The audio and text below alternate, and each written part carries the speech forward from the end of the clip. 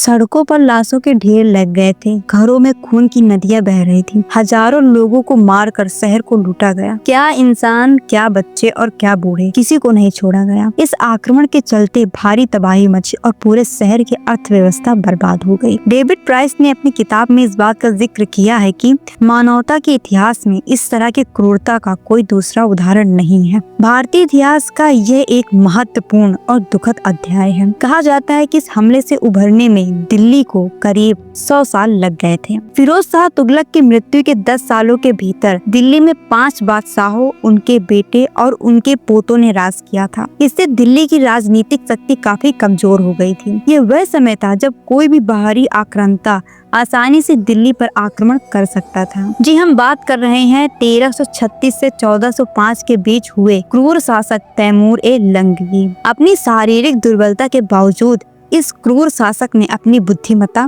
कूटनीति और सैनिक कौशल के दम पर मध्य, पश्चिम, दक्षिण एशिया और यूरोप के कुछ हिस्सों में अपने विशाल साम्राज्य की स्थापना की थी। आपको बता दें, तैमूर लंग का जन्म 1336 में समरकंद में हुआ था। यह इलाका उज्बेकिस्तान के नाम से जाना जाता है। तैमूर लंग एक बेहद साधारण परिवार में जन्मा था। वह एक मामूली चोर था। तैमूर उस समय मध्य एशिया के मैदानों और पहाड़ी इलाकों में भेड़ों की चोरी किया करता था। तैमूर काफी तेज दिमाग और कुशल रणनीतिज्ञ था। वह जब भी कुछ भी जीतता था तो वह अपने लोगों में बांट लिया करता था। इससे उसने अपने समुदाय के लोगों का भरोसा जीत लिया और देखते ही देखते तैमूर लंग ने अपनी कुशलता और तेज तर्रार दिमाग से एक बड़ी सेना बना ली। उस समय भारत अपने अकूत खजाने, संपत्ति और संसाधनों के लिए जाना जाता था। तैमूर लंग की नजर इसी पर थी, लेकिन समरकंद से दिल्ली तक पहुंचना कोई आसान काम नहीं था। रास्ते में हिंदू कुश पहाड़ियों की दुर्गम चढ़ाई थी। इतनी बड़ी सेना और उसके दस्तों के साथ ये विषम सफर करना कोई आसान काम नहीं था। लेकिन तैमूर लंग ने अपने 90,000 सैनिकों के साथ दिल्ली पर चढ़ाई कर दी। तैमूर लंग ने इस दौरान रास्ते में करीब 1 लाख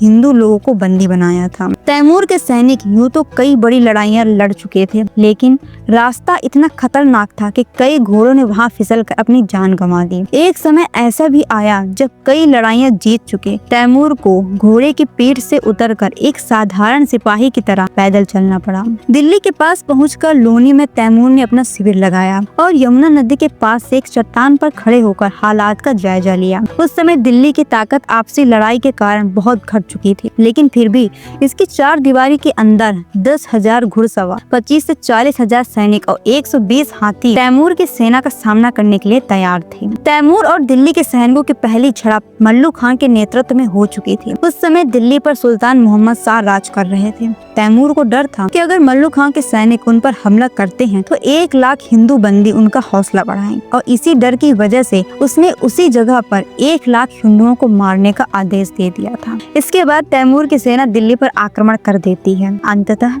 युद्ध में तैमूर लंग की सेना जीत जाती है। इस जीत के बाद उसकी क्रूर सेना ने पूरे शहर में भीषण नरसंहार किया। ये घटना भारतीय इतिहास की बेहद दुखद पूर्ण घटना है। इसके बाद तैमूर लंग चीन पर आक्रमण करने की योजना बनाने लगा। हालांकि इस अभियान को पूरा करते समय वह काफी बीमार हो गया और साल 1405 में इसी बीमारी की वजह से उसकी मृत्यु भी हो गई थी। मृत्यु के बाद तैमूर लंग को समरकंद में दफनाया गया और इस तरह इस क्रूर शासक का हमेशा के लिए अंत हो गया।